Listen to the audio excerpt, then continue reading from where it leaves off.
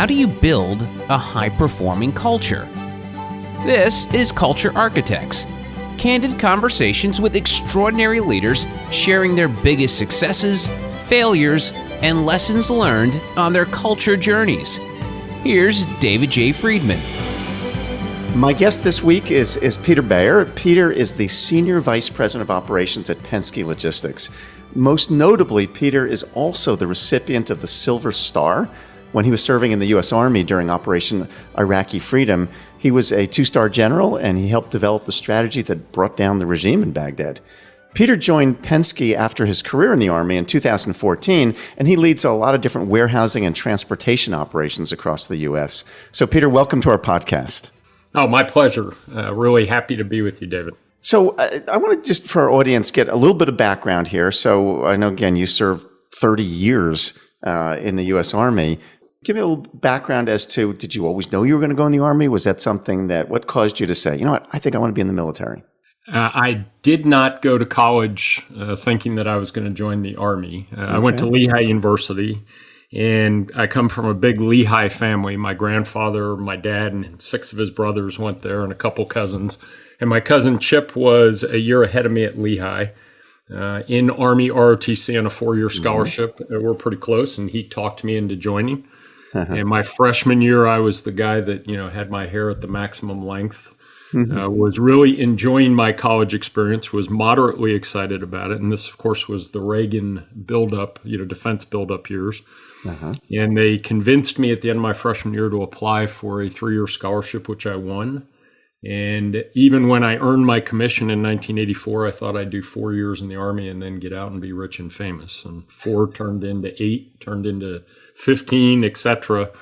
And I spent just under 30 years. It was a great adventure. That's great. Fantastic. And we appreciate your service. So the military, we're obviously going to be talking about culture. And when I think about organizations that are purposeful or intentional about their culture and do it extraordinarily well, it's hard to think of anybody that does this better than the military. So why do you think, let me first ask, why do you think the military emphasizes a particular culture so strongly? Well, it's really, the military is all about team and a sense of common purpose. And the reality for those in uniform is you are ultimately asked to do what I consider to be the most difficult and demanding team sport on earth, which is go to combat. So the culture that is really values-based is built around norming people to an understanding that there's something bigger than themselves, built on a set of common values, and it's, in addition, a set of common standards. There's a right way and a wrong way to do something. And in the military, it's very black or white. There's no gray areas in terms of the standards. But it's a requirement. If you're gonna form a team, you've got to have that common backdrop, right? That common sense of purpose, and as you know, culture, I often tell folks, culture is really the sum of our behaviors rather than a bumper sticker, which some people make culture into, right? They'll say their culture is something, but their behaviors are different. In the military, we're very oriented on those behaviors, right? Because the ultimate test of those behaviors is in combat. Yeah.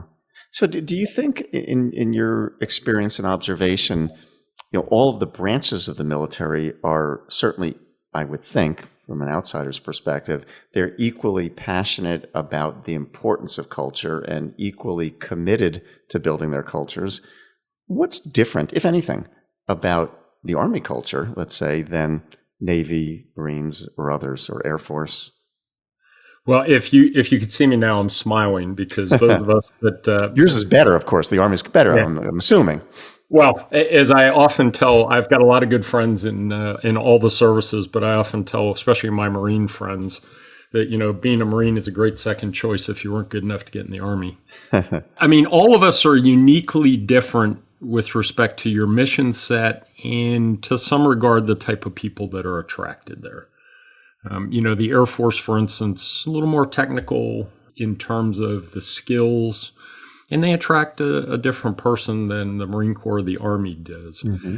I think the commonality is it goes back to this sense of purpose and this idea of you're serving something bigger than yourself. Right. And every one of the services has a unique set of values that are fundamental to who you are and serve as that foundational or that bedrock element that enable you to perform uniformly as a team. Yeah. And all of the services, specialize in breaking down the individual and kind of reforming you when you begin training, so that you're focused on things that are bigger than yourself. I would, while in uniform, and I still engage, do a lot of nonprofit back into the military sector. But I used to always tell young soldiers that, if you think about the oath that everyone in uniform takes to support and defend the Constitution of the United States against all enemies, foreign and domestic. You don't take an oath to the President of the United States by name. You take an oath to this body of ideas that really out of that document comes those ideas that, quite honestly, serve as the basis for our values. That's a common theme, a common backdrop for everyone in uniform, regardless of your branch of service. Got it. So let's talk about the Army specifically. Obviously, that's your experience. What are the key core values that the Army professes? And I say professed in a positive way, not in a derogatory way, that the Army promotes. I'm going to use that word. That when you say this is what we stand for, what are those values? It's 7 values, and you're going to challenge me now to remember them. I remember them by the acronym leadership. The first one is loyalty, right? So I'll be loyal to I'll bear true faith and allegiance to the Constitution. I'll be loyal to my superiors, my peers, my subordinates, my organization.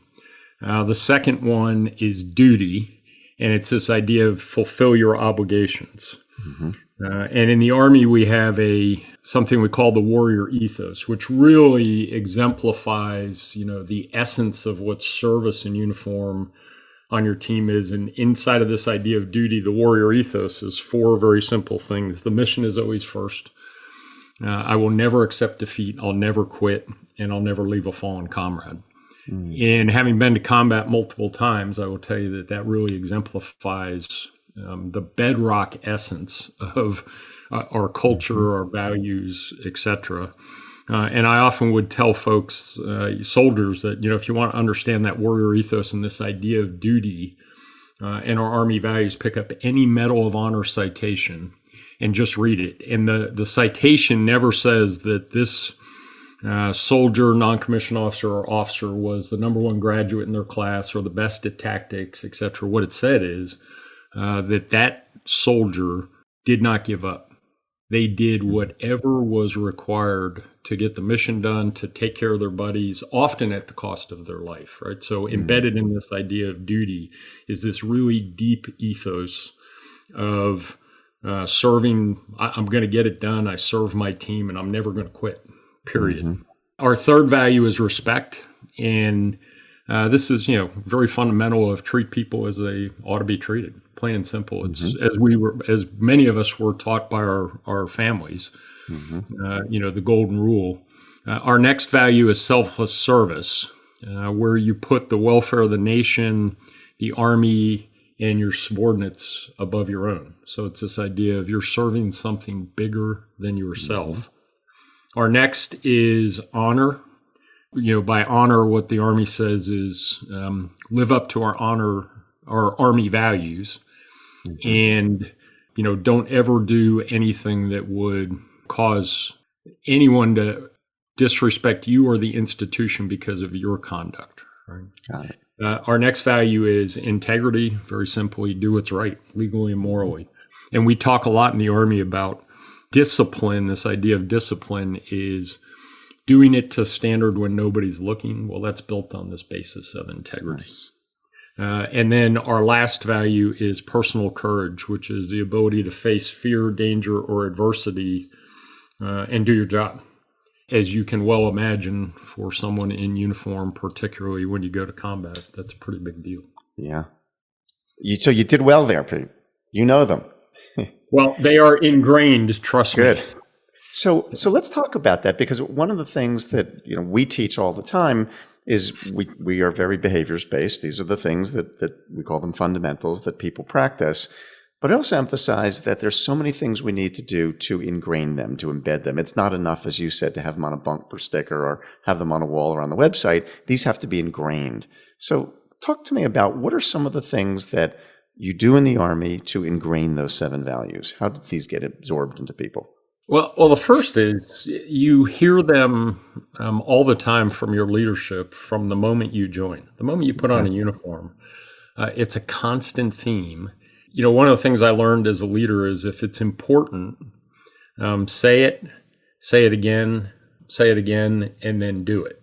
Right? Mm-hmm. So it needs to be just part of your language. From the moment, for me as a young officer, when I, in Army ROTC and then the training that I went through, it was constantly reinforced by everyone around me. And then once you are serving in a leadership position, the expectation is that it's fundamental to not only how you act, but how you communicate. So words like loyalty and duty and respect and selfless service, they're common terms that are integrated all the time, and it becomes the expectation. And then we hold ourselves accountable for it. So, as a commissioned officer, you have, when you're in a command billet, right, you have command authority. You have significant authority under the Uniform Code of Military Justice to enforce discipline and good order in a unit. And essentially, you have the authority to, act as a judge and jury, essentially, to discipline soldiers with respect to taking away their liberty, reducing them in rank, taking pay from them, or causing them to perform extra duty, which means work after hours, and or some combination of all of those. And we're pretty harsh critics. My experience in uniform was we hold ourselves to a high standard, and we're harsh on ourselves when people violate those fundamental values. Mm-hmm. Yeah. So here's an interesting, as you're talking, what's going through my mind is I'm thinking about how closely the things you're describing map to the framework that we talk about. So we talk about in civilian world or culture in general, what I call the 8-step framework, 8 different things that I say and write about in my books, that if we do these 8 things, this is how we become really systematic about building a culture in any organization. So I want to take those 8 steps in that 8-step framework and relate them to what you're describing and ask you about them. So the first of the 8 steps that I talk about in the 8-step framework, you've already identified, and that is you can't build a specific culture if you don't define with enough clarity, well, what is the culture we're trying to create? And as you're describing, clearly the Army does that exceptionally well. The second thing that I talk a lot about, and I want to ask you about this, is I talk about the importance of what I call creating rituals. And I certainly know the Army is very ritualistic, and that the reason that, in my view, rituals are so important is that they become sustainable ways to teach the things that are important to us, so that they don't become the flavor of the month. When they become baked into how we operate, they just become second nature, and that's what we do. So talk about what are some of the rituals that the Army uses to help people internalize those values. I know they're all about rituals. Give me a couple examples of how does the Army use rituals to help soldiers internalize these values? Well, I think the first and probably the most significant way is through training. Mm-hmm. The Army, as do the other services, you are constantly practicing your craft. And when you're doing that, we often say in the Army is, you never assign someone, there's no such thing as one person doing a task. You are always doing it. The smallest unit, so to speak, is a buddy team, 2 soldiers. So part of that, so you're building into that accountability and this idea of selfless service, right? It's about something bigger than yourself. And if nothing else, it's about that man or woman that you're with at that time. But training, and we always say train as you fight. So those 7 values are fundamental to our ability to go prosecute armed conflict, on behalf of the nation when directed. And training is the repetitive process of practicing something. So when you are faced with a set of conditions, you have an intuitive response to it. And as an example, let me give you an example of this, how it creates this ritual of going back to this idea of duty, respect, honor, integrity, right? In combat, particularly the type of combat that we've seen post 9/11, where the battlefield is littered with people who you can't tell apart, right? Because the combatants we face aren't in uniforms. They're not in regular forces. And when you're on patrol in some town in, some country amidst the population, you don't know who among them wants to kill you that day. And often you have less than 2 seconds to make a decision on, am I going to shoot this person or, and the way you develop the ability to do that is through training, right? Repetitive training of shoot, no shoot based on something you see. And that's very ritualistic. But embedded in that idea, and I'll give you an example here of, when I was in Iraq in a convoy getting hit with an IED and a small arms ambush, within 2 minutes, the soldiers in that convoy go from being attacked, returning fire, to rendering aid to those that they just engaged. Wow. The discipline, the ritualistic training enabled them to react with appropriate response. When it was time to, cease fire, they immediately went back to this kind of value of respect, right? And rendered aid to those that had just engaged that 3 minutes ago were trying to kill them. Wow. That's an example of a really strong culture, right? That's built on this bedrock of strong values through training. So to me, probably the most significant is creating the ritual. It's training. Yeah, that's what it sounds like. And in a sense, we talk about the same thing in the corporate environment. When you practice and you talk about these things over and over and over and over and over again, they become reflexive. They become, boom, that's the way we do things around here. And without it, it doesn't. Yeah, fascinating. So first step for us is defining the culture. You've got your Army values. Second is creating rituals. Third step we talk about in a corporate environment is selecting the right people to join the team. And you talked a bit about how, to some extent, I guess in the Army, you can tell me, to some extent you have the ability to select who gets in, or do you? I mean, when people, if I want to enlist in the Army, can almost anybody enlist? I mean, outside of... Well, yeah, I mean, we're all free to do it. But one of the interesting statistics is, and I think this is still current, amongst the U.S. population, males age 18 to 24, which is the prime recruiting cohort, 75% of them cannot enter any branch of the armed forces without at least one waiver for either physical, mental, or moral issues. Wow. So only 25% of our population actually meets the criteria. Women are a little better, meet the criteria to join the armed forces without a waiver. But theoretically, in an all-volunteer force, any of us can join, right? Here's what I would tell you, and I absolutely agree with you. It's about people. And I find that in my job, my leadership position right now with Penske. Selecting the right people, and one of the things in Penske, we're big on the the good to great, right? Get everybody in the right seat on the bus. In the military, you have who you have, so then it's about how do I develop them.